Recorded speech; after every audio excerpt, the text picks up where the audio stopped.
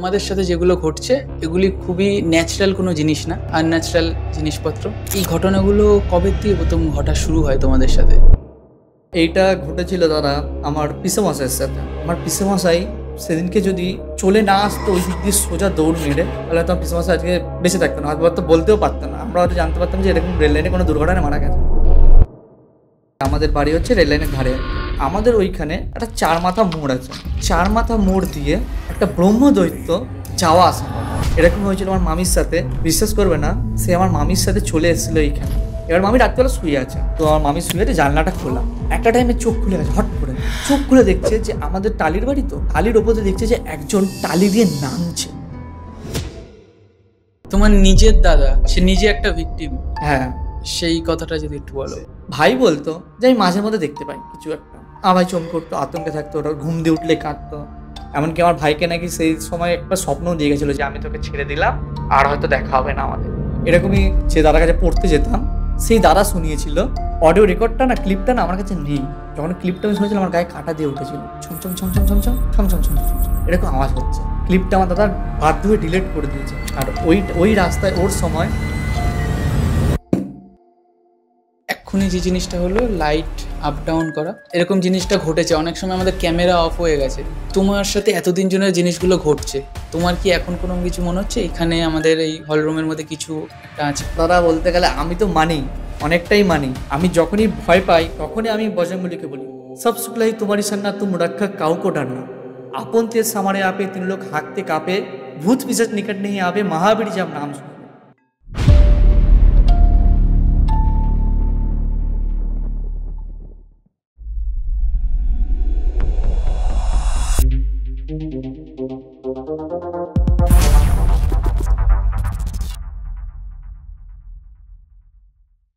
Hi guys, আমি সুমন, আর podcast বেলা চ্যানেলে তোমাদের সবাইকে স্বাগত। আজকের পডকাস্টটা একটা সত্য ঘটনা অবলম্বনের পডকাস্ট, যেখানে আমরা আলোচনা করব একটি ফ্যামিলির সাথে ঘটে যাওয়া প্রতিনিয়ত ভৌতিক ঘটনাগুলি, যেগুলো শুধু সেই ফ্যামিলিটি না, সেই ফ্যামিলিতে দুটো ছোট ছেলেও আছে, তাদের সাথেও কিছু না কিছু বারবার ঘটে চলেছে এবং একের পর এক মৃত্যু সেই ফ্যামিলিতে চলে আসছে। সেই সব বিষয়গুলো নিয়ে আজকে আমাদের পডকাস্টে আলোচনা হবে। আর এই পডকাস্টে আমাদের গেস্ট হিসেবে যিনি রয়েছে সে হলো রাজদীপ সরকার, যার সাথে এবং যার ফ্যামিলির সাথে ঘটে যাওয়া গল্পগুলোই আজকে আমরা এই পডকাস্টে আলোচনা করব। আশা করি তোমাদের ভিডিওটা ভালো লাগবে, পুরো ভিডিওটা দেখবে এবং এনজয় করবে।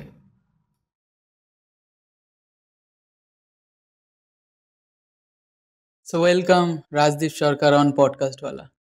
কেমন আছো ভাই? ভালো আছি দাদা। ওকে, আজকে যেই কারণে তুমি আমাদের পডকাস্টে এসছো, কারণ তোমার সাথে এবং তোমার ফ্যামিলির সাথে রিসেন্টলি যে ঘটনাগুলো ঘটছে প্রতিনিয়ত, সেগুলো তোমার মতে মানুষের জানা উচিত, মানুষের সাবধান হওয়া উচিত ওই বিষয়ে। কারণ আজকে আমরা যে ভৌতিক ঘটনাগুলো নিয়ে আলোচনা করতে চলেছি, এই টোটাল এই জিনিসটাই বা এই টপিকটাই অনেকে মানে, অনেকে মানে না। কি মানে না মানে তার ব্যক্তিগত ব্যাপার, বাট তোমাদের সাথে যেগুলো ঘটছে এগুলি খুবই ন্যাচারাল কোনো জিনিস না, আনন্যাচারাল জিনিসপত্র। সেইগুলি তুমি আমাদের সাথে আজকে শেয়ার করতে এসছো। তা আমাকে সবার প্রথমে বলো যে এই ঘটনাগুলো কবে থেকে প্রথম ঘটা শুরু হয় তোমাদের সাথে?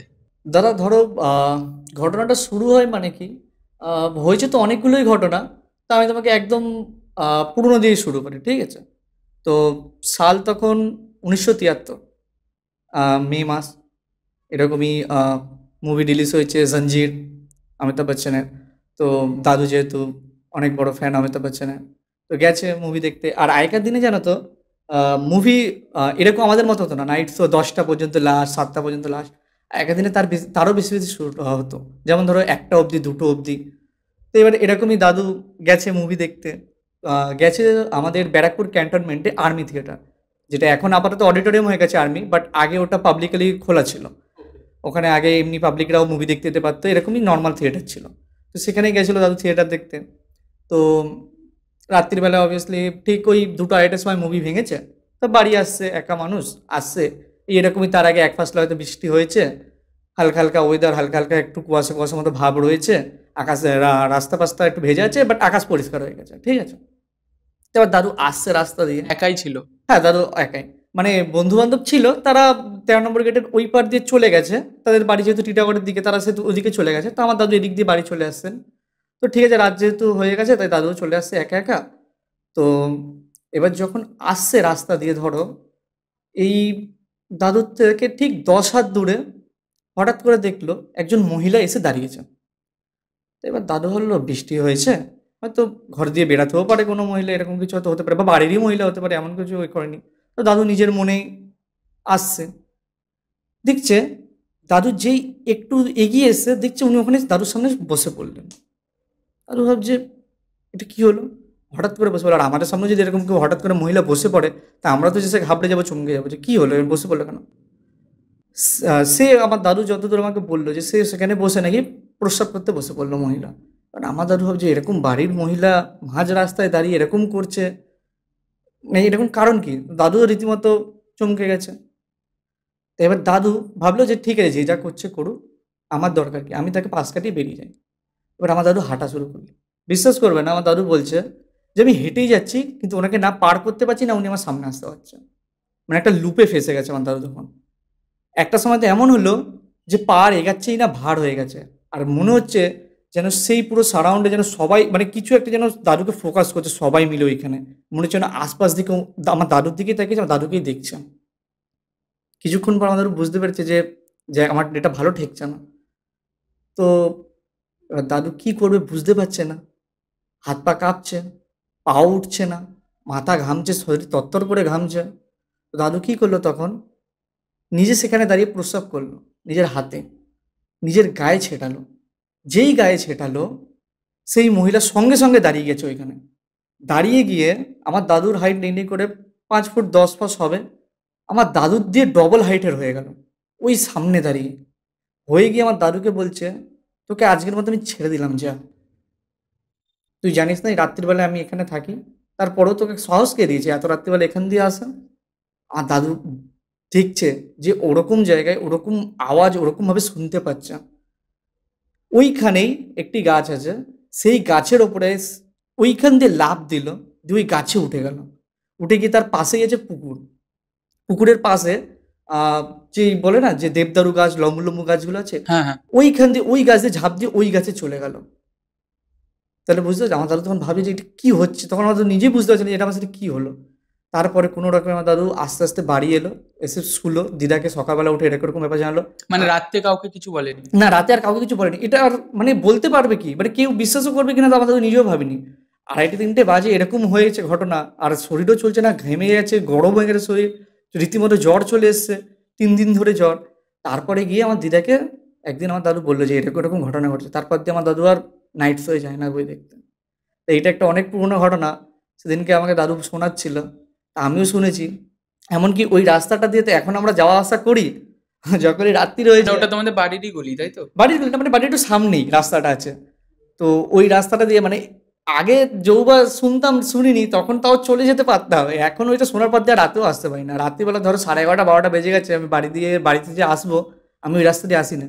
আমি দরকার পড়লে ওখান দিয়ে ঘুরে বড়পোল হয়ে বাড়ি আসি, বাট ওই রাস্তা দিয়ে আসতে পারি না। এখন আমার সাহস হয় না যে ওই রাস্তা দিয়ে আসবো।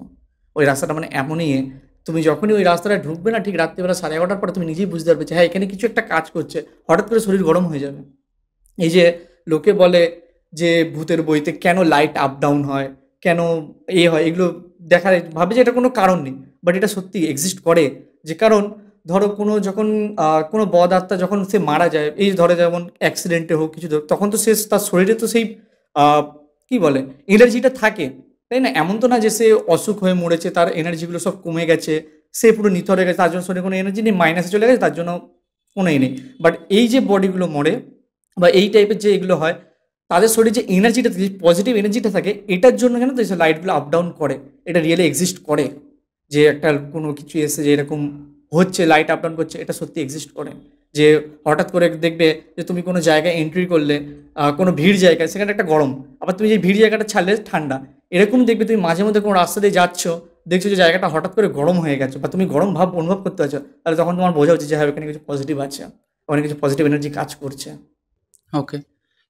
তারপরে কি কোনোদিনও দাদু আর ওই রাস্তাতে সেম কিছু বুঝতে পেরেছি? না, তারপরে আপাতত আমি যতদূর দাদুকে শুনেছি বা দাদুকে করেছি, দাদু আর আপাতত ওইখান দিয়ে ওই রাস্তা দিয়ে যাওয়া আসা করে না।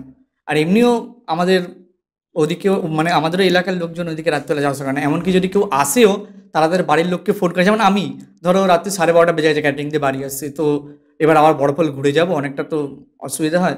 তো আমি বলি যে বাবা একটু আসো এতটা দূর পর্যন্ত, আমি এগিয়ে এসেছি। বাবা আসে, এসে নিয়ে যায় গেট অব্দি, নিয়ে মানে রেল লাইন গেট অব্দি আসে, সেখান দিয়ে আমি যাই বাবার সাথে। ওকে, মানে পুরো পাড়াটাই ওরকম হয়ে গেছে যে একটা টাইমের পর আর কেউ না না না, কেউ যাবে না, কেউ যাবেই না, ভুল করেও যাবে না। গেলেও যাবে সে নিজের এতে একটু সাহস জুগিয়ে মনে করে ভয় নিয়ে। বাট গেলেও সে সেই মোমেন্টটা আর জীবনে হয়তো ভুলতে পারবে না। একবার যদি কেউ গেছে তার সারা জীবন মনে থাকবে যে হ্যাঁ এখানে কিছু হয়েছিল, আর যাওয়া যাবে না। আচ্ছা, তোমার মনে যেই ভয়টা কাজ করছে বা কাজ করে, বা তোমার ফ্যামিলি যেই জিনিসগুলোর সাথে যাচ্ছে, তা তুমি এখন অনেক কম বয়স তোমার, সেক্ষেত্রে তোমার ফ্রেন্ড সার্কেল যারা রয়েছে তাদের মধ্যে অনেককেই তুমি হয়তো ওই জিনিসগুলো বলার চেষ্টা করেছো বা বলেছো, তারা কি কোনো সময় জিনিসগুলো কোনো সময় বিশ্বাস? না, দেখো, ফ্রেন্ড জোন এত ভালো জোন হয় যেখানে তুমি তোমার মন খুলে সব কিছু শেয়ার করতে পারবে, বলতে পারবে। আর তারা, আমি মনে করি হয়তো বাইরের লোক যতটা সেটা বিশ্বাস করবে না করবে, ফ্রেন্ড সেটা অনেক ভালোভাবে বিশ্বাস করতে পারে আর ভরসা করে যে না না না, যে আমার বন্ধুটা এটা বলছে মানে সত্যি রিয়েলে তো হয়েছে, নইলে সে এমনি এমনি তো মিথ্যে কথা তো বলবে না। তো আমি আমার ফ্রেন্ড সার্কেলে এইটুকু দেখে বুঝে পেয়েছি যে হ্যাঁ, শেয়ার করলে তারাও বোঝে, তারাও তাদের কিছু শেয়ার করে, আমিও করি, আন্ডারস্ট্যান্ড করে আমার সাথে। সো তুমি আমাদের অফ দ্য ক্যামেরায় ব্যারাকপুরের একটা খুবই নামি দামি হসপিটাল, যেটাকে পুরো ব্যারাকপুরবাসী চেনে, সেখানকার একটা কথা বলছিলে, সেই বিষয়টা যদি আমাদের একটু ভালোভাবে বলো। হুম, অবশ্যই। এইটা ঘটেছিল দাদা আমার পিসেমশাইয়ের সাথে। তো জানোই তো যে আমাদের বাড়ি হচ্ছে রেল লাইনের ধারে একদম, ঠিক আছে? তো এবার যেহেতু আমাদেরও আগে আমাদের একটা পাড়া টাইপ আছে, এবার পাড়াতে কি হয়, বস্তি টাইপের থাকে। তো এবার অনেকের হচ্ছে বাড়ি অনেক, বাট শৌচালয় একটাই থাকে। তো কি হয় আমাদের বাড়ি মানে বাড়ি হোক, বস্তি হোক, পাড়া হোক, ওইখানকার ছেলেরা বিশেষ করে ছেলেরা কেউ ওই শৌচালয় ইউজ করে না। তারা কি করে, রেল লাইনে চলে যায়। রেল লাইনের আশেপাশে অনেক জঙ্গল আছে, ঝোপঝাড় আছে, সেইখানে চলে যায়। তো এরকমই আমাদের এটা মানে চলেই আসছে, ঠিক আছে? এটা কিছু বলার নেই, এটাই চলে আসছে। তো এরকমই নর্মাল, সবাই যাওয়া আসা করে, ঠিক আছে? তো এবার আমাদের ওইখানে একটা 4 মাথা মোড় আছে। 4 মাথা মোড়টায় এখনো পর্যন্ত কেউ যদি যায়, ভাবো কেউ কোলে বাচ্চা নিয়ে আছে, কোনো ছোট বাচ্চা নিয়ে আছে, বা কেউ যদি একাও দাঁড়িয়ে থাকে, আমাদের পাড়াতে সবাই বারণই করে যে 4 মাথা মোড়টায় কেউ দাঁড়াবি না। কিন্তু 4 মাথা মোড়টায় কোনো এমন না যে গাড়ি ঘোড়া আসছে বা কোনো কিছু হচ্ছে যে তার জন্য অ্যাক্সিডেন্ট হতে পারে, তার জন্য না। এমনি নর্মাল একটা পাড়ার 4 মাথা মোড়। কিন্তু তাও ওখানে সবাই বলে কেউ দাঁড়াতে না। তুমি এখনো পর্যন্ত যদি কোনো বাচ্চা নিয়ে, কোলে বাচ্চা নিয়ে যদি আমাদের 4 মাথা মোড়ে দাঁড়াও, আমাদের পাড়ার লোকেরা এমনি এসে তোমাকে বলবে যে না ওই 4 মাথা মোড়ে দাঁড়াবি না। তো এরকমই একদিন আমরা সবাই আমাদের বন্ধু-টন্ধুরা মিলে 11:30 ঠিক বাজে। আমরা দাঁড়িয়ে আছি। তো আমার পিসেমশাই খাওয়া-দাওয়া করে রাতে বেরিয়েছে। এসে বলছে যে, "তুই 4 মাথা মোড়ে দাঁড়িয়ে কথা বলবি না তোরা। তোরা এইদিকে পাড়ার সামনে চলে আয়। এখানে এসে কথা বল।" আমি বললাম, "কেন পিসেমশাই কি হয়েছে?" বলছে, "না দাঁড়াবি না।" বলছি তো। আমি বলছি, "কেন? কারণটা তো কিছু একটা আছে। নিশ্চয়ই কিছু হয়েছে।" বলছে। বলছি, "বলছি শোন।" বলছে, "4 মাথা মোড় দিয়ে একটা ব্রহ্মদৈত্য যাওয়া আসা করে। সেটা এখন দিয়ে না। যখন হয়তো 4 মাথা মোড় তৈরি হয়নি তার আগের দিয়ে সে যাওয়া আসা করে।" আমি বলছি, "কি বলছে? এরকম হয় নাকি?" আর ব্রহ্মদৈত্য তো আমি যতদূর শুনেছি বেলগাছে থাকে উনি। তো উনি তো কোনো যাওয়া আসা তো কোনো ব্যাপারই নেই। উনি তো গাছে। বলছে, "হ্যাঁ, উনি বেলগাছেই থাকে। কোন বেলগাছে থাকে সেটাও আমি তোকে দেখিয়ে দিতে পারবো। সে ওইখান দিয়ে যাওয়া আসা করে।" আমি বলছি, "কেন ওখান দিয়ে কেন যাওয়া আসা করে?" বলে, "তাহলে শোন।" এবার তখন পিসেমশাই আমাদেরকে গল্পটা শোনা শুরু করলো। বলছে, "এরকমই রাত্রির বেলা ঠিক 1:30-2টো বাজে। এরকমই পূর্ণিমার রাত ছিল। তো পূর্ণিমা আগের দিন ছিল না পরের দিন ছিল এরকম কিছু একটা বললো, বাট আকাশে চাঁদের আলো খুব ভালো ছিল। আর মানে তুমি দেখবে পূর্ণিমার রাতে আশপাশ ভালো দেখা যায়, হ্যাঁ, আলো আলো আলো আলো থাকে। তো ঠিক আছে, এবার পিসেমশাইও রাত্রির বেলায় ভাবলো যে ঠিক আছে, এবার পেটে ব্যথা করছে পিসেমশাই, তো পিসেমশাই বললো যাই গিয়ে আমি গিয়ে একটু রেল লাইন দিয়ে ঘুরে আসি, একটু হালকা হয়ে আসে। তো সেই হিসাবে গেছে হালকা হতে। এইবার তুমি ধরো বসে আছো, এবার এইখানে ধরো হঠাৎ করে কিছুটা একটা আলোর ওপরে কোনো একটা রিফ্লেক্ট এলো আর চারিদিকটা অন্ধকার হয়ে গেল। তুমি তো বুঝতে পারবে যে হ্যাঁ আলোর ওপরে কিছু একটা এসছে বলে চারিদিকটা অন্ধকার হয়ে গেছে। আমার পিসেমশাই এরকম আশপাশে যাই হোক সবকিছু দেখতে পাচ্ছিল আলোয় আলো। হঠাৎ করে চারিদিকে অন্ধকার হয়ে গেল, হঠাৎ করে। এবার পিসমশাই বলছে, হঠাৎ করে এরকম অন্ধকার হয়ে গেল কেন? ওপরে তাকিয়ে দেখে যে একটা বিশাল আকারের কালো একটা ছায়া যাচ্ছে পিসমশাইয়ের ওপর দিয়ে। ও বলছে এত বড় আকার যে তার ছায়ায় পুরো ওই রেল লাইন পুরো অন্ধকার হয়ে গেছে। মানে আশেপাশের আশেপাশে পুরো অন্ধকার হয়ে গেছে, মানে কিছু আর দেখা যাচ্ছে না, যেন অবস্থা এসে গেছে হঠাৎ করে, যে কিছু আর দেখতেই পাচ্ছে না। কিন্তু ওপরে দেখতে পাচ্ছে যে ওপর দিয়ে কিছু একটা যাচ্ছে। ওপর দিয়ে যদি এখন মেঘ যায়, সে তো বুঝতেই পারবে যে হ্যাঁ মেঘ এসছে বলে একটা অন্ধকার হয়েছে। ওপর দিয়ে আপনি ফিল করতে পারছে যে একটা ওপর দিয়ে যাচ্ছে। যখন উপরে দিয়ে যাচ্ছে, দেখছে যে ওই রেল লাইনটা পার হচ্ছে। আমার পিসেমশাই সেদিনকে যদি চলে না আসতো ওই দিক দিয়ে সোজা দৌড় মেরে, তাহলে হয়তো পিসেমশাই আজকে বেঁচে থাকতো না, হয়তো তো বলতেও পারতো না, আমরা হয়তো জানতে পারতাম যে এরকম রেল লাইনে কোনো দুর্ঘটনায় মারা গেছে। কিন্তু পিসেমশাই ওই কোনো শর্টকাট দিয়ে ওই দিক দিয়ে সাইড দিয়ে দৌড়ে পালিয়ে আসে।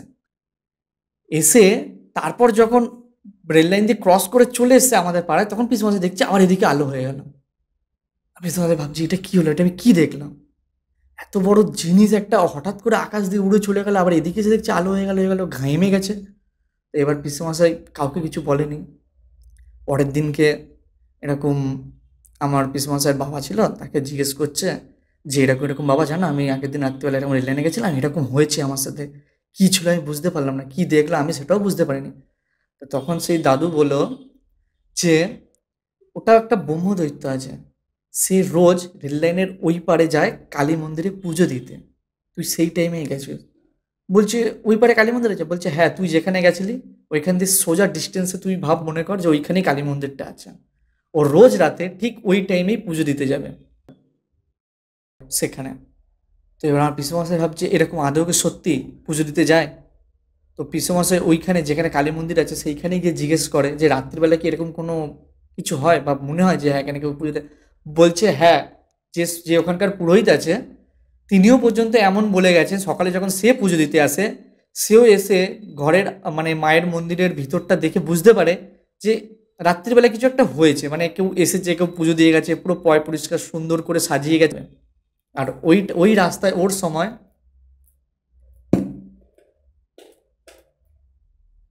সরি, একটু তোমাকে ইন্টারাপ্ট করলাম। এক্ষুনি যে জিনিসটা হলো লাইট আপ ডাউন করা, এইটা শুধু আজকের পডকাস্টে না, আমাদের এর আগেও যত হরর পডকাস্ট হয়েছে সেক্ষেত্রেও এরকম জিনিসটা ঘটেছে। অনেক সময় আমাদের ক্যামেরা অফ হয়ে গেছে, মানে ক্যামেরা চলছেই না, এক সাইডের ক্যামেরা, এরকম হয়েছে ভূতের পডকাস্ট করার সময়। তোমার সাথে এতদিন জনের জিনিসগুলো ঘটছে, তোমার কি এখন কোনো কিছু মনে হচ্ছে এখানে আমাদের এই হল রুমের মধ্যে কিছু একটা আছে? দেখো দাদা, আমি যেটুকু বলবো, আমরা যেমন ভগবানকে বিশ্বাস করি সেরকম এটাকেও বিশ্বাস করতে হবে। অন্ধকার আছে, আলোও আছে, তাই না? তো এটা তো একটা বিপরীত সাইড। যদি আমরা ভগবানকে বিশ্বাস করতে পারি, তো এটাকে না বিশ্বাস করার কিছুই নেই।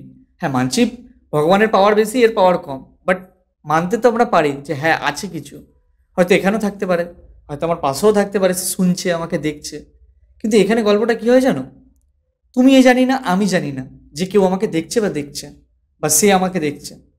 এইবার ধরো কোনো কারণে আমি বুঝে গেলাম যে, বা আমি দেখে নিলাম যে ওইখানে কেউ বসে আছে বা কিছু হয়েছে, আর সে বুঝে গেল যে হ্যাঁ ওর চোখে চোখ পড়ে গেছে আর আমি ওকে দেখে নিয়েছি, সে তোমার পেছন ছাড়বে না, সে তোমাকে ভর করবেই করবে যাই হয়ে যাক।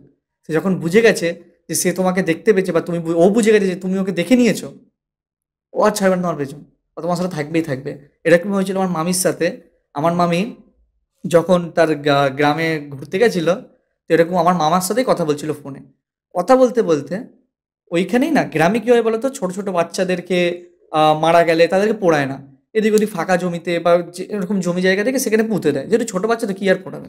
এরকমই নাকি ওই জমিতে একটা বাচ্চাকে পুঁতে দেওয়া হয়েছিল। তো তারই ওপরে একটা গাছ উঠেছিল, সেই গাছেরই আমার মামি পাতা ঝেড়ছিল আর মামার সাথে ফোনে কথা বলছিল। এবার এটা তো নর্মাল ব্যাপার, কে দেখতে যাচ্ছে যে গাছের তলায় কী আছে না আছে। তুমি আমিও যেরকম কথা বলতে বলতে কত কিছু করি, কিন্তু আমরা কি থোড়ি না জানতে চাচ্ছি যে কী আছে না আছে? আমার মামিও জানতো না, বুঝতো না, ছিঁড়ে দিয়েছে। ব্যাস ওটা ওর গায়ে লেগে গেছে যে আমার গাছটা, মানে ওরই তো গাছ ওটা, ও কেন ছিঁড়েছে। বিশ্বাস করবে না, সে আমার মামির সাথে চলে এসেছিলো এইখানে। তো এবার আমার মামি এমনি রাশি হালকা, এই রাশি হালকা জিনিসটাও কিন্তু কাজ করে। যার রাশি ভার তাকে কিন্তু জীবনে ধরতে পারবে না, যার রাশি হালকা ধরবেই ধরবে। এটা নিয়ে তোমাকে একটা কথা শোনাবো, আগে এটা শেষ করি। তো এবার মামি রাত্রিবেলা শুয়ে আছে। তো যেহেতু বললাম যে আমাদের রেল লাইনের পাশেই বাড়ি, তোমাকে বললাম। তো আমার মামি শুয়ে আছে, জানলাটা খোলা। একটা টাইমে চোখ খুলে গেছে হট করে। চোখ খুলে দেখছে যে আমাদের টালির বাড়ি, তো টালির ওপরে দেখছে যে একজন টালি দিয়ে নামছে। ছোট শরীর, মুখ দেখতে পাইনি, বাট নামছে টালি দিয়ে। তুমি বুঝতে পারছো, এরকম তোমার রাত্রিবেলা চোখ খুললো আর তুমি দেখছো হট করে এরকম টালি দিয়ে কেউ নামছে, কিরকম তোমার রিয়াকশন হবে? মামি দেখে এত জোরে চিল্লেছে ভয়ে আতঙ্কে, পাশে মামা ছিল, সবাই উঠে গেছে, বলছে কি হয়েছে কি হয়েছে কি হলো ছেলে, বলছে টালি দিয়ে কে নামছে। সেই রাতে যেহেতু মামিদের ঘরটার সামনে আর আমরা টালির ঘরে থাকি, তো আমাদের টালি দিয়ে নামছিল। তো আমরা তো কিছু ফিল করিনি, কিন্তু সেই দিনই সকালবেলা উঠে আমার মাও বলছে যে জানিস তো, আমিও না রাত্রিবেলা কিছু একটা বুঝতে পেরেছি, যে আমি স্বপ্নে দেখছি যে আমাদের টালিতে কেউ একটা আছে, টালি দিয়ে কেউ কিছু একটা নামছে। আর আমার বাবা বলছে আমি টালিতে রাতে আওয়াজ পেয়েছিলাম যে কিছু একটা হচ্ছে। এবার ধরো রাত্রিবেলা টালিতে তো অনেক কিছুই থাকে, বিড়াল হোক, ইঁদুর হোক, এরকম তো করতেই থাকে, তো কেউ কিছু করেনি। তো মামিও যখন প্রতিদিন সকালবেলা উঠে আমার মাকে বলছে জানো দিদি আমি এরকম এরকম দেখেছি, আর মা তখন বলছে যে আমিও এরকম স্বপ্ন দেখছি, স্বপ্নে আমি বুঝতে পেরেছিলাম, দেখতে পাচ্ছি যে ও টালি দিয়ে কেউ কিছু একটা নামছে। তো তারপর আবার মামি গেল একজনের কাছে, সে ঝাড়ালো, তখন সে বললো যে এরকম এরকম ব্যাপার, এরকম এরকম হয়েছে, তাকে ছাড়াতে হবে। সে তাকেও আবার অনেক ব্যবস্থা করে ছাড়ানো হলো, তার মামি এখন আবার ঠিক আছে। ওকে, এটা কি রিসেন্ট কিছুদিন আগেকার ঘটনা? রিসেন্ট না, ধরো ওই 1-1.5 বছর, 1-1.5 বছর। ওকে, আমরা এবার যেই ঘটনাটাতে ছিলাম, ওই মন্দিরের কথাটাতে, ওইটাতে যদি আমি আবার আসি, তাহলে মন্দিরটাতে যে পুজো দেওয়ার ব্যাপারটা বলছিলে, ওইটা মানে তোমাদের বাড়ির থেকে কতটা ডিস্টেন্সে ছিল, যেখানে তোমার মেসো ফিল করেছিল ব্যাপারটা? পিসেমশাই ওটা হচ্ছে ফিল, আমাদের বাড়িতে তো একটুখানি, মানে বাড়িতে ধরো 2-3 মিনিটের রাস্তা মন্দিরটা আছে। বাট আমরা এটা জানতাম না, মানে আমিও প্রথমবার শুনলাম যে রাত্রিবেলা ব্রহ্মদৈত্য পুজো করতে আসে। এবার ব্রহ্মদৈত্য মানে উনি নাকি অনেক পুরনো, অনেক পুরনো, মানে যখন মন্দির হয়তো অত বড়ও হয়নি, যখন হয়তো স্থাপিত হয়েছে তখন দিয়ে উনি হয়তো পুজো করতেন, যতটুকু আমার শোনা। তো তার মারা যাওয়ার পরেও সেই এটা ছাড়তে পারেনি, মাকে পুজো করা, মায়ের টানটা, তো তাও সেই হিসেবে সে পুজো দিতে যায় এখনো পর্যন্ত। এমনকি কেউ কেউ বলে যে তার মানে তার সামনাসামনি যদি কেউ পড়ে যায় কখনো, তাহলে সে বেঁচে থাকবে না, মরে যাবে। এরকম হয়েওছে কতবার, যে এরকম আমাদের ওইদিকে একজন থাকে, সেও নাকি এরকম 4 মাথা মোড় দিয়ে আসছিল, হট করে কিছু নেই, সে সাইকেল চালাতে চালাতে ওইখানেই পড়ে গেল, পড়ে গিয়ে তার জিভ বেরিয়ে গেল, বেরিয়ে মারা গেছে। এবার তার পোস্টমর্টমও যখন হয়েছে, তখন তার পোস্টমর্টমে বলা হয় যে কিছু একটা এমন দেখেছে যেটা আতঙ্কে, ট্রমাতে ব্রেন সহ্য করতে পারেনি, হার্ট অ্যাটাক করে দিয়েছে সঙ্গে সঙ্গে। কিছু একটা এমন দেখেছে বা এমন কিছু হয়েছে, সে তার শরীর নিতে পারেনি, সঙ্গে সঙ্গে ওখানে মারা গেছে। তো এবার অনেকে বলবে যে ওটা হয়তো কেউ মদ খেয়েছিল, বেশি শরীর হিট হয়ে গেছিলো, যে কোনো একটা স্ট্রোকের কারণ দিতেই পারে এমনি ন্যাচারালে। বাট আমাদের পাড়ায় এটুকু ওটা বিশ্বাস করে যে 4 মাথা মোড়ে ওরকম রাত্রিবেলায় ছিল বলে হট করে। কিন্তু তুমি যে মন্দিরটার কথা বলছো, ওখানটায় প্রচুর জনবহুল একটা এলাকা, হ্যাঁ, প্রচুর বড় একটা হসপিটাল, ব্যারাকপুরের নাম করা, সেখানে এই জিনিসগুলো না ওরা কিছু ফিল করতে পারবে না, আমি তো তোমাকে বলছি তো। এইটাই এবার আমার পিসে মাসে আবার ফিল করবে বলে একদম রাত্রিবেলা সারা জেগেছিল, যে আমি ফিল দেখবো আবার, জেগেছে সারা রাত, রেল লাইনের চক্কর কেটেছে, কিন্তু সেদিনকে আর আসেইনি। মানে তারাও বুঝতে পারে যে কেউ আমার জন্য অপেক্ষা করছে, কেউ দাঁড়িয়ে আছে। সেও হয়তো সেদিনকে আসবে কি আসবে না সেটা তাদের ব্যাপার, বা হয়তো রুট চেঞ্জ করে চলেও যেতে পারে, কিন্তু সে সেদিনকে দেখা দেবে না, এইটুকু শিওর আমি তোমাকে বলতে পারি। তুমি ভাবো যে আমি ভাবলে যে আমি আজ ভূত ধরবো, ভূত ধরবে বলে তুমি গেলে কোথাও গেলে, তুমি সেদিনকে দেখা পাবেই না, পাবেই না। কারণ তাদেরও একটা সময় থাকে যে সেই সময় আসবে, সেই সময় যদি তুমি হঠাৎ করে চলে আসো, তাহলে তুমি আর ওই কথাটা কাউকে বলতে পারবে না যে আমি এরকম দেখেছি কিছু করছি। হ্যাঁ, কিছু কিছু ব্যতিক্রম থেকে যায় যে তারা জানতে পারে, ঘটতে পারে, তারা আর সেইটা ভুলটা করে না। কিন্তু তুমি যদি আবার মনে করো যে আমি সত্যি ভূত ধরতে যাবো, তা সেটা খুবই মজাকীয় ব্যাপার, আর কিছুই না। তুমি কতটা মানো এই ভূত প্রেতটা? দাদা বলতে গেলে আমি তো মানি, অনেকটাই মানি। বিশেষ করে আমার বন্ধুরা জানে, আমি রীতিমতো ভূতের বই দেখতে গেলে আমি একা যেতে পারবো না, আমি আর 3-4টে বন্ধুকে নিয়ে পাশে বসে দেখি। আমার এতটাই ভয়, আমি যার জন্য এখন ভূতের বই দেখাও ছেড়ে দিয়েছি, এতটা আমার ভয় লাগে। যেমন রিসেন্ট আমার দাদা মারা গেছিল, খুবই নিজের ছিল, তো সবাই বলে যে 3 দিনের মাথায় দাদা আসে। তো সেই হিসাবে আমিও ভেবেছিলাম হয়তো দাদা আমার সাথে দেখা করতে আসবে, সেই আতঙ্কে আমি 1.5 মাস ঘুমাতে পারিনি। জানলার ধারে আমি যেহেতু শুতাম, আমি 1.5 মাস শুতে পারিনি। সারা রাত চোখ খুলে জেগে থাকতাম যে এই হয়তো এলো, এই হয়তো আসবে, তখন আমি কি করব, আমি শোবো না, না না শোয়া যাবে না, হঠাৎ করে যদি চলে আসে। মানে ধরো আমি এতটা ভয় পাই, কেউ ধরো দূর দিয়ে আসছে, সেটুকু আমি ট্যাকেল করে নিতে পারবো যে হ্যাঁ দূরে কিছু আছে, আয় সামনে আমি বুঝে নিচ্ছি, হাত বুঝে চালিয়ে দেবো। কিন্তু সামনে যদি কেউ হঠাৎ করে চলে আসে, এটা যে কতটা আতঙ্কের, এটা একমাত্র যারা বলতে ভয় পায় তারাই বলতে পারবে। সেই ভয়ে আমি 1.5 মাস শুতে পারিনি। তারপর আমার মা আমাকে বোঝালো যে, "দেখ তোর দাদা তোকে তো ভালোবাসতো। ও তো চাইবে না তোকে ভয় দেখাতে বা হঠাৎ করে এসে করতে। ও আসবে না। ও চলে গেছে। যেখানে যাওয়ার সে সেখানে আছে। তোকে ভয় দেখাবে না।" তারপর আস্তে, আস্তে মনে সাহস জুগিয়ে আবার শোয়া শুরু হলো। তারপর আস্তে, আস্তে, আস্তে, আস্তে এখন আবার ঠিক আছে। ওকে, তোমার নিজের দাদা যে আছে তার সাথেও একটা ঘটনা ঘটেছিল, হ্যাঁ, সে অনেক ছোটবেলায়। নিজে একটা ভিকটিম, হ্যাঁ। সেই কথাটা যদি একটু বলো। আসলে দাদা কি বলতো, সেটা তখন তো খুবই ছোট। এবার ও কিছু অত বুঝতে পারতো না, হয়তো দেখতে পেত। ও বলে যে আমি দেখতে পেতাম একজনকে, বাট সে কোনো ক্ষতি করেনি। সেটা গল্পটা কি হয়েছিল, যখন আমার ভাই খুব ছোট ছিল, তো আমাদের যে বাড়ি আছে, আমাদের বাড়িতে একজন যতদূর আমি শুনেছিলাম আমার দাদু দিদার কাছে, যে সেই বাড়িতে একজন বিধবা স্ত্রী ছিল। তো সে পুড়ে মারা যায়, পুড়ে গিয়ে মারা যায়। তো তারই আত্মা নাকি আমার ভাইকে পজেস করেছিল। তো এইবার যখন করে, ভাইকেও মানে কোনো ক্ষতি করেনি আপাতত, কোনো ক্ষতি করেও নি, আর করতেও চায়নি যতদূর ওর ইন্টেন্স ছিল।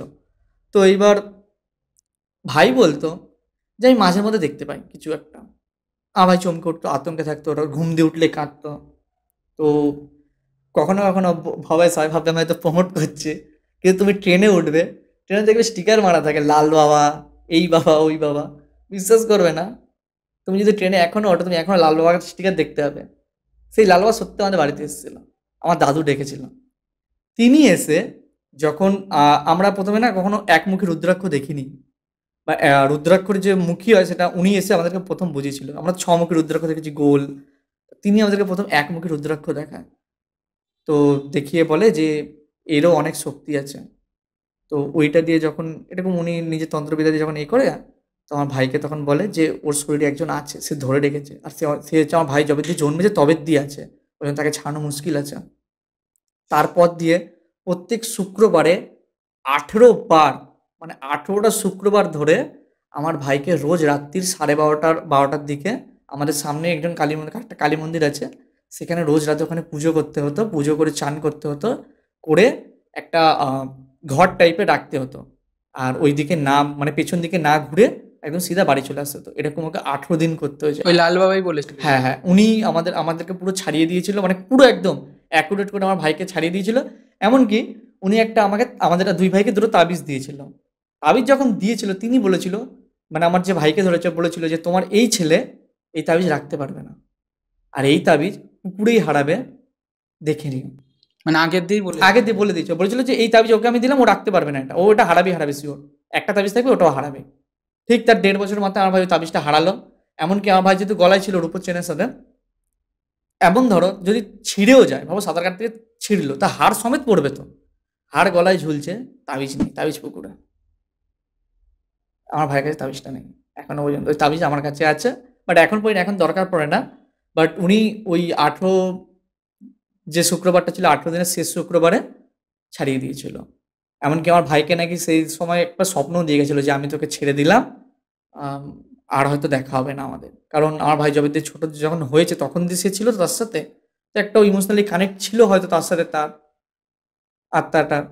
তো আমার ভাইকে এরকম স্বপ্ন দিয়ে গেছিল যে আমি চলে যাচ্ছি আর হয়তো আমাদের দেখা হবে না। তারপর দিয়ে এখন আমার ভাই ঠিক আছে। ওকে, আচ্ছা, কিছুক্ষণ আগে তুমি বলছিলে যে রাশির ব্যাপারটা, যে ভার রাশি বা হালকা রাশির যে ব্যাপারটা আসে, অনেকে বলে যে তুলা রাশি, এই রাশির হ্যাঁ, ব্যক্তিরা বেশি দেখতে পারে।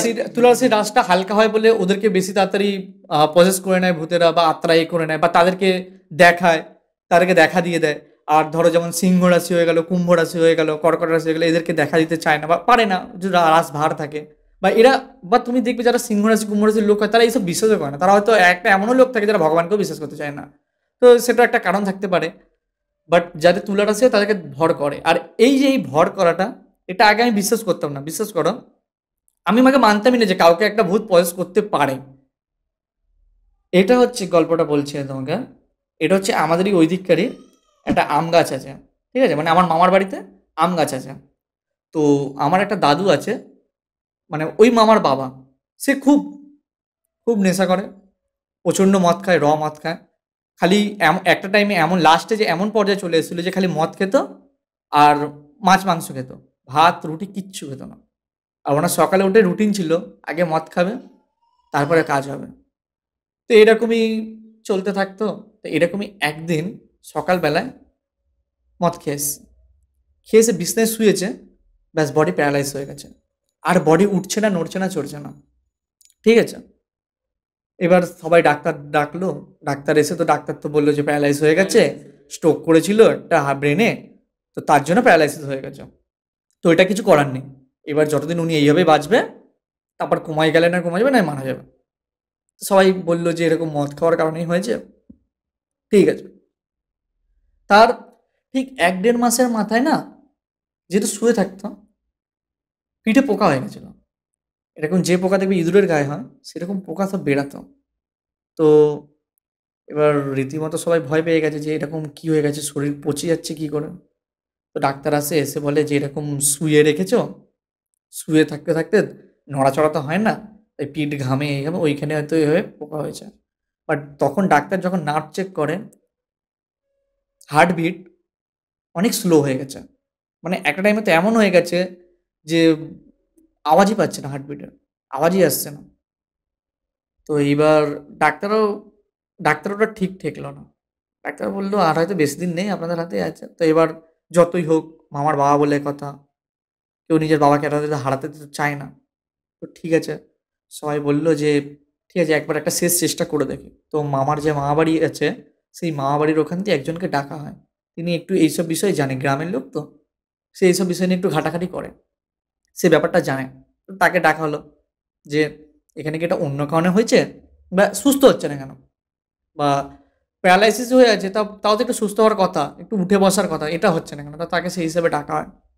তো সে এসে ঘটি একটা নেয়, ঘটির মধ্যে জল দেয়, জল দিয়ে শ্মশানের ছাই, তারপরে আরও ওনার সব জিনিসপত্র দেয়, দিয়ে একটা মেয়ের প্রতিচ্ছায়া দেখতে পায়। তখন উনি বুঝতে পারে যে এনাকে একজন কোনো মেয়ের কিছু একটা ধরে রেখেছে। তখন সে কি করে, এবার ধরো তোমার বাড়িতে তুমি এরকম কিছু তন্ত্র সাধনা করছো, তা তুমি কি পুরো পাড়াকে ডেকে করবে? করবে না তো। এটা তোমার সিক্রেট কাজ, তুমি নিজের মধ্যেই করবে। তো এটা ওদের নিজেদের মধ্যেই করছে। আমার মামিরা ছিল, মামারা ছিল, আর তাদেরই একজন ছিল সম্পর্কের পিসি হয়, তো সে ছিল। এবার তার ছিল তুলা রাশি। এবার যখন তিনি ডাকছে, মানে কথা বলবে যে কেন ধরেছে দাদুকে, কি করতে ধরেছে, কারণটা কি, এইভাবে ভোগাচ্ছে কেন, তার জন্য ডাকছেন। ডেকেছে, তাকে ধরে নিয়েছে। সে আমার মামার যে পিসি ছিল, তাকে ধরে নিয়েছে। ধরে নিয়ে তাকে আর রীতিমতো রাখা যাচ্ছে না। তিনি আমার থেকেও রোগা, তাকে নাকি 2-3 জন ধরে রাখতে পারছে না। এরা সবাই ভাববে যে এটা তো শোনা গল্প, এরকম তো হয়, টিভিতে দেখায় যে এরকম ধরে রাখতে পারে না। তো তাকে ধরে রাখা তো যাচ্ছেই না। তারপরে আমি আমার মা বলছে আমাকে, ঘরে বলছে যে এরকম জানিস মামাদের বাড়িতে এরকম এসছে, দাদুর শরীর খারাপ, এরকম তান্ত্রিক এনেছে, বলছে কতটা ডিস্টেন্স তোমাদের বাড়িতে মা? পাশেই, পাশেই মামার বাড়ি। যেহেতু আমি আমার দিদার বাড়িতেই থাকি, তো আমার পাশেই মামার বাড়ি। তো এটা মানে হচ্ছে কি বলতো, আমার নিজের মামা না, মানে আমার হচ্ছে মামির ভাই। আমার মামির ভাইকেও আমি মামা বলেই ডাকি, তাদের সাথে হয়েছে। মানে এটা আমার নিজের মামা না, বাট যেহেতু সম্পর্কে ভালো সম্পর্ক বলে মামা বলে ইয়ে করি। তার বাবার সাথে হয়েছে, মানে তুমি আমার সম্পর্কে দাদুই হয়। তো এবার আমাকে মা বলছে যাকে দেখে আয়, তো ওই বাড়িতে এতক্ষণ হয়ে গেল কেউ আসে না, মামি ঠামিরা আসে, যাকে দেখে কি হচ্ছে। আমি গেছি, তুমি বিশ্বাস করবে না, আমি দেখছি বউটাকে ঘটিটা এরকম রেখেছে, ঘটিটা টানতে টানতে নিয়ে চলে যাচ্ছে, মাটিতে ঘসরাতে।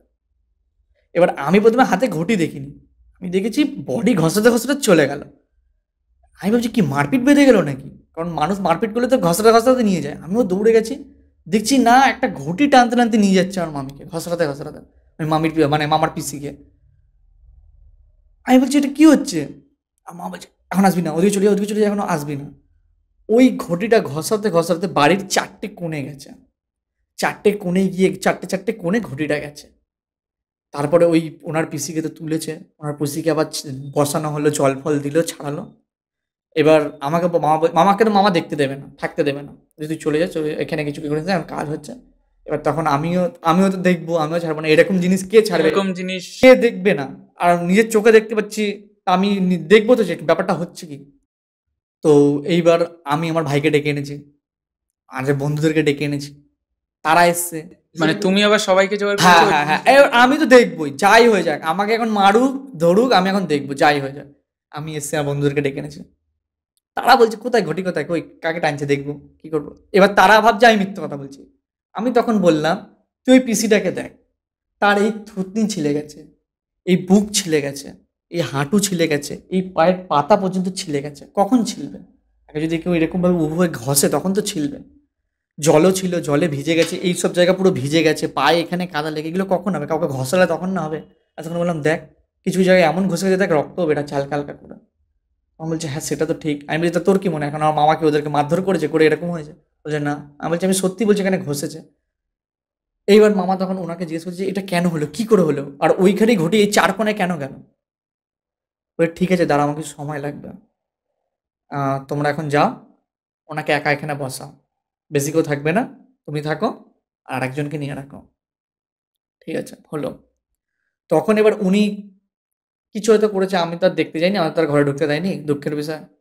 তো আমাদের বাড়ি দাঁড়িয়েছিলাম, আমাকে তারপরে শোনালো যে এরকম উনি ভিতরেই, উনি নিজের শক্তি দিয়ে ওনাকে ডাকেছে, মানে যে আত্মাটা যে দাদুকে প্রসেস করেছে তাকে ডেকেছে তার শরীর দিয়ে। তখন সে বলছে যে যখন এসে গেছে ওই পিসির কাছে, যখন ভর করে গেছে, তখন সে বলছে যে আমি এই আম গাছেই থাকি, ওই বাড়ির আম গাছটাতে উনি থাকেন। তো এই দাদু কি করতো, রোজ মাল খেয়ে এসে ওই আম গাছের গোড়ায় এসে বাথরুম করে দিত, থুতু ফেলে দিত, অপরিষ্কার রাখতো, আম গাছটাকে অকারণে গালাগালি করতো। হয় না মাল খেয়ে বক বক করে গালাগালি করে, আম গাছের দিকে তাকিয়ে গালাগালি করতো। এইবার ধরো কেউ নেই সেটা আলাদা কথা, কিন্তু ওই গাছে তো কেউ থাকে, সে কেন সহ্য করবে, সে কতদিন সহ্য করবে? এমনকি সে বলছে যে আমি এরকম অনেকবার ওয়ার্নও করেছি রাত্রির বেলায় একা পেয়ে, যে এরকম করবি না, আমাকে গালাগালি দিবি না, আমি সহ্য করব না, কিন্তু তারপরেও শুনিনি। এমনকি জানলা দিয়ে তাকিয়ে তাকিয়ে ওই দাদু শুয়ে শুয়ে গালাগালি করতো, আম গাছটাই গালাগালি করে যেত অকারণে। ওই কারণে ওকে দাদুকে ধরেছে আর বলেছে ওকে আমি ছাড়বো না, ওকে আমি মেরে নিয়েই যাবো, যাই হয়ে যাবে আমি মেরে দেবো। তো এবার কথা হচ্ছে আত্মাটা কার, কে? এটা হচ্ছে আহ, অনেক পুরোনো কথা, এটা আমার মা বলেছিল, শুনেছিলাম যে ওইখানে ওই বাড়িতেই যেহেতু অনেকগুলো বাড়ি ছিল, তো ওই বাড়িতেই ওই দাদুরাই ভাড়া দিয়েছিল একজনকে। তো সেই ভাড়াতেই একটা মানে কি বলবো, আমারও হয়তো যদি তিনি এখন বেঁচে থাকতো, আমারও হয়তো মাসি পিসি কাকি এরকমই কিছু হতো, অনেক বড়, আমার মায়ের দিয়েও বড়, আমার মাও দিদি বলে ডাকতো তাকে। তো সে ছিল। তো তার সাথে আমাদের পাড়ার একটা লোক ছিল, আহ, তার নাম ছিল কালো বেগুন। নামটা শুনে বুঝতে পারছো যে কালো বেগুন কেন নাম, তার মানে কতটা কালো দেখতে হতে পারে আর কতটা খারাপ দেখতে হতে পারে যে তার নাম কালো বেগুন দিতে পারে কেউ। তো তার সাথে সেই দিদিটাকে নাকি বিয়ে দিয়ে দেওয়া হয়। তো জোর জবরদস্তি ফ্যামিলি? জোর জবরদস্তি। এবার আমার মায়ের মুখে শোনা যে সেই দিদিটা নাকি তখনকার টাইমে উচ্চ মাধ্যমিক পাস করেছিল। তা তুমি বুঝতে পারছো তখনকার টাইমে উচ্চ মাধ্যমিক পাস করা একটা মেয়ে, তার মোটিভ কতটা থাকতে পারে, তার কতটা স্বপ্ন থাকতে পারে, কতটা এগিয়ে থাকতে পারে ভাবনা চিন্তা, যে সে তখনকার টাইমে উচ্চ মাধ্যমিক পাস করেছে, করে তার একটা আলাদা স্বপ্ন ছিল যে আমি কলেজে যাব, চাকরি বাকরি করবো, নিজের ফ্যামিলিকে সামলাবো। তার সাথে ইচ্ছে করে তাকে ওরকম একটা লোকের সাথে জোর করে বিয়ে দিয়ে দেওয়া হয়। সেই দিদিটাই নাকি, মানে আমার মায়ের দিদি হয়, আমার দিদি না। তো তাকেই নাকি, তিনি নাকি বিয়ের 1 সপ্তাহের মধ্যে নাকি ওই ঘরেই গলায় দড়ি দিয়ে মারা যায়, সুইসাইড কর? সুসাইড করে মারা যায়।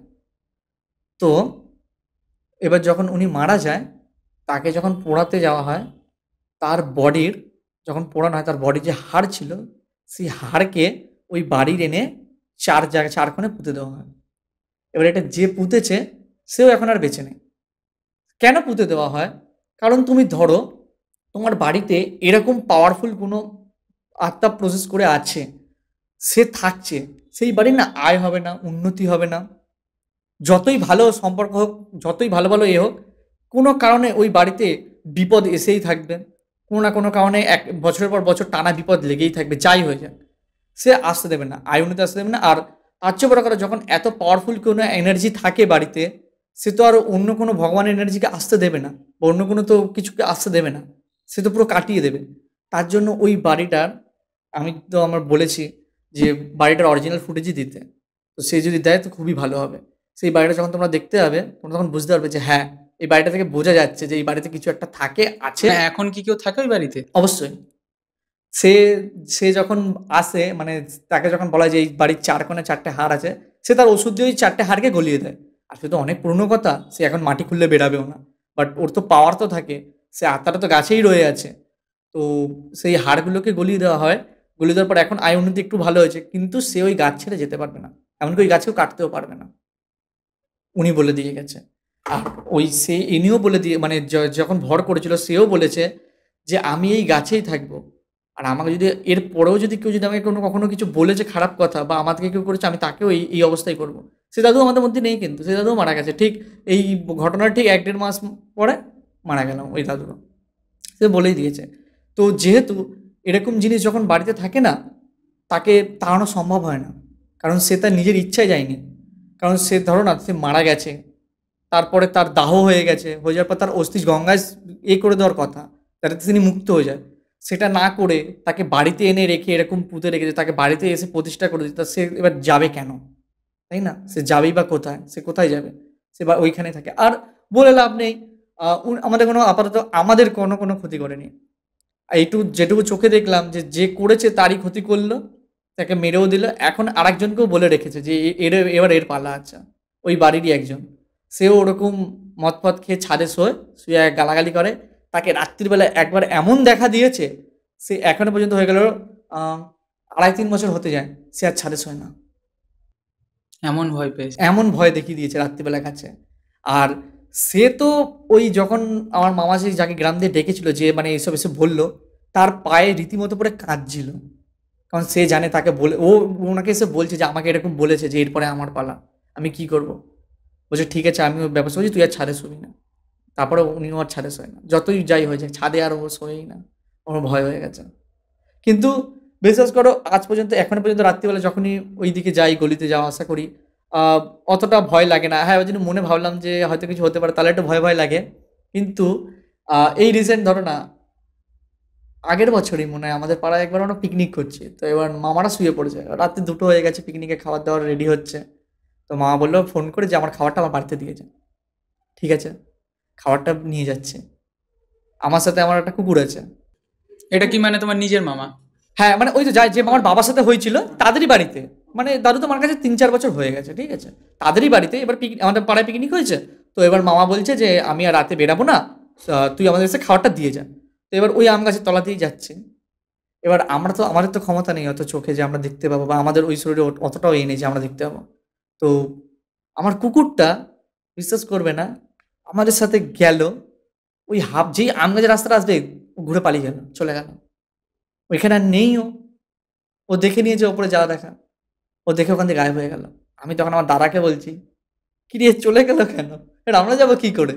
বলছে কিছু না, করার দরকার নেই, সিধা হাট, সিধা হাট, সিধা হাট, সিধা হাট, তাড়াতাড়ি তাড়াতাড়ি যা। আমরাও কোনো রকমে গেলাম, দেখি মামা তাও জেগেছিল, লাইট জ্বালো, খাবারটা দিলাম, দিয়ে আবার তাড়াতাড়ি করে চলে এলাম। তারপর দেখি কুকুরটা দেখি রাস্তায় আবার বসে আছে। আবার তো ও আবার তখন ঠিকঠাক। তখন আমি দাদাকে বললাম যে এটা কি হলো আমাদের সাথে? ও গেল না কেন, দেখলো না কেন? বলছে আরে ভাই, ওরাই তো বুঝতে পারে অরিজিনাল, যে ওরাই দেখতে পায়। তুমি কখনো কখনো দেখবে যে হুটহাট রাত্রিবেলায় কুকুরের চেল্লামিল্লি শুরু করে দিয়েছে। কেন করে? এরা সত্যি দেখতে পায়, বুঝতে পারে যে এরা দেখতে পায়।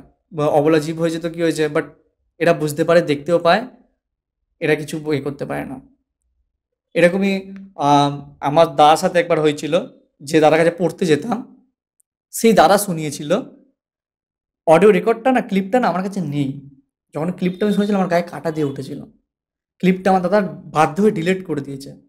তোমাকে বলছি ঘটনাটা, যে এরকম রাত্রির বেলায় তারা শুয়েছে ঘরে, ঠিক 1:30 বাজতে যায়, দেখছে দাদার বাড়ির গলিটার পাশে ছমছম ছমছম ছমছম ছমছম ছমছম ছমছম ছমছম ছমছম ছমছম এরকম আওয়াজ হচ্ছে। তারা ভাবছে শীতকাল, বিয়ের সময়, হয়তো রাস্তা দিয়ে কোনো বিয়ে ফিয়ে হয়েছে, কেউ যাওয়া আসা করছে, হচ্ছে হয়েই যাচ্ছে আওয়াজটা। যেন এমন আওয়াজ, এক টাইমে এমন আওয়াজটা হচ্ছে যেন মনে হচ্ছে যে বাইরে আয়, এসে দেখ যে কি হচ্ছে। মানে ডাকছে এই সময়? ডাকছে, মানে তুমি থাকতে পারবে না, তুমি ভাবো না তুমি রাতে শুয়ে আছো, এরকম আওয়াজ পাচ্ছ। একটা টাইমে আওয়াজটা ভুলে যাওয়ার চেষ্টা করবে, বা ভাববে যে হ্যাঁ কমে গেছে, ঠিক আছে। বাট আওয়াজটা যখন জোরালো হয়, বা তুমি বুঝতে পারছো যে আওয়াজটা হয়তো আমাকেই টানার জন্য হচ্ছে, তুমি তখন বুঝতে পারবে যে হ্যাঁ এটা আমার জন্যই হচ্ছে। তখন মনে হয় যে বাইরে গিয়ে একবার দেখি কিসের আওয়াজ হচ্ছে। দাদা ভাবছে যাবো কি যাবো না, যাবো কি যাবো না। সেদিনকে আমার দাদা বলছে, বিশ্বাস কর রাত্রির বেলায় কুকুরগুলো এত চেল্লায় আমাকে ঘুমাতে দেয় না। সেদিনকে ওই রাস্তায় একটা কুকুর নেই, কুকুরগুলো ওই দিকে গিয়ে কোন মাথায় গিয়ে চেল্লামিল্লি করছে। এই আশেপাশে আমাদের এরিয়াতে একটা কুকুর নেই, চেল্লাচ্ছে না, সব ওই দিকে চেল্লাচ্ছে। আর আমি ভাবছি একা বেরাবো, যদি কিছু হয় কি দরকার। তখন আমার দাদা কি করে, জানলার পাশে গিয়ে ফোনটা দিয়ে সাউন্ডটা রেকর্ড করে। সাউন্ডটা অতটাও ক্লিয়ার ছিল না, যখন আমাদেরকে শুনিয়েছে ফোনে, বলছে ওইভাবে শুনতে পারবি না, হেডফোনে যখন শোনায়, কি বলবো দাদা, শুনে আমার গায়ে কাঁটা দিয়ে উঠেছে। যে এরকম আওয়াজ যদি রাত্রিবেলা আমরা কেউ শুনতে পাই, আমার তো হাত পা কেঁপে যাবে। কি আওয়াজটা শোনালো! আমি দাদাকে এই পডকাস্টে আসার আগে আমি ফোন করেছিলাম যে আমি এরকম পডকাস্টে যাচ্ছি, যদি ক্লিপটা দিতে পারিস খুব ভালো হয়, তাহলে আমি শোনাতে পারতাম। দাদা বলছে যে ওই ক্লিপটা যতদিন আমার ফোনে ছিল, আমার সাথে খালি অঘটন ঘটেই যাচ্ছিল। ফোনটা ভেঙে গেল, আমার হাত কেটে গেল, তারপরে কোনো না কোনো পরিবারে কিছু না কিছু লেগেই আছে। ওই জন্য আমি ক্লিপটা ডিলিট করে দিলাম। যেই ডিলিট করে দিলাম আবার সব ঠিক হয়ে গেল। আমি বলছি, ও ডিলিট করে দিয়েছি? বলছে হ্যাঁ, এই কারণে আমি ডিলিট করে দিয়েছি। বলছে কখনো এরকম জিনিস রাখতে নেই ফোনে। তুমি দেখবে এরকমই রিসেন্ট একটা ঘটনা ইউটিউবে ট্রিগার্ড ইনসেন্ট ছেড়েছিল একটা ভিডিওতে, যে ওরাও এরকম একটা গাড়ির মধ্যে ভূত দেখতে পেরেছিল। তখন ওই ছবিটাও যার যার কাছে নাকি ছিল, তাদেরও নাকি এরকম অবস্থা হচ্ছিল। মানে কখনো না এরকম কার্স এনার্জিকে না নিজের কাছে রাখতে নেই বা তাকে করতে নেই। নেগেটিভ জিনিসগুলোকে সবসময় দূরে রাখাটাই ভালো। অবশ্যই অবশ্যই দূরে রাখা উচিত। আমি মনে করি তুমি যত ভাববে যে আসো আর আমার কাছে আসছে, সে সত্যি চলে আসবে, এইটুকু আমি বলতে পারি। কারণ তাই না, কারণ তুমি একটা সত্যিই চাইছো যে হ্যাঁ আমার কাছে আয়, তো এই কর, বা তুমি এগুলো নিয়ে ঘাটাঘাটি করছো, চর্চা করছো, আর তখন যদি তোমার কাছে রিয়েল কোনো ক্লিপ থাকে, এরকম ধরো আওয়াজ হোক বা রিয়েল কোনো ফটো হোক, তুমি রেখে দিও নিজের কাছে, আর তুমি তো অবভিয়াসলি ওই তোমার সাথে ওদের সাথে কানেক্ট হয়েই যাবে। একদম। এতক্ষণ আমরা নেগেটিভ জিনিস নিয়ে এত কিছু আলোচনা করেছি, এত ভূত প্রেত এত কিছু। এবার পজিটিভ দিকে যদি আসি, ভগবান, প্রতিটা মানুষের আলাদা আলাদা তাদের চিন্তা ভাবনা আছে, তাদের আলাদা আলাদা বিশ্বাস আছে ভগবানের প্রতি। সেক্ষেত্রে তোমার বিশ্বাস কতটা ভগবানের প্রতি? অনেক, অনেকটা। বিশেষ করে তো বজরংবলীজির ওপরে আমি তো ওনাকে বহুত মানি, খুব মানি। আমি যদি মনে করি যে ধরো না, এই যখন রাম ভগবান ছিল বা কৃষ্ণ ছিল, তখন তো তাদের যেমন একটা ছিল যে তাদেরকে সবাই লোকে মানতো, পুজো করেছে। তো বজরংবলী যখন তাদের মধ্যে একজন সপ্তম চিরঞ্জীবীর মধ্যে যখন তিনি যখন এই পৃথিবীতে এক্সিস্ট করে, তা তাকে আমরা মানবো না কেন? তার ওপরে কেউ, আমি মনে করি আমার কাছে আপাতত তার ওপরে কেউ নেই। আমি যখনই ভয় পাই, তখনই আমি বজরংবলীকে বলি, সব শুক্লাই তোমারি সন্না তুম রক্ষা কাউকে ডরনা, আপন তেজ সামারে আপে তিন লোক হাঁকতে কাঁপে, ভূত পিশাচ নিকট নেই আবে, মহাবীর যে নাম শোনাবে। তাহলে মহাবীর তো বলেই দিয়েছে যে যখন তুমি আমার নাম শোনাবে তখন আসবে।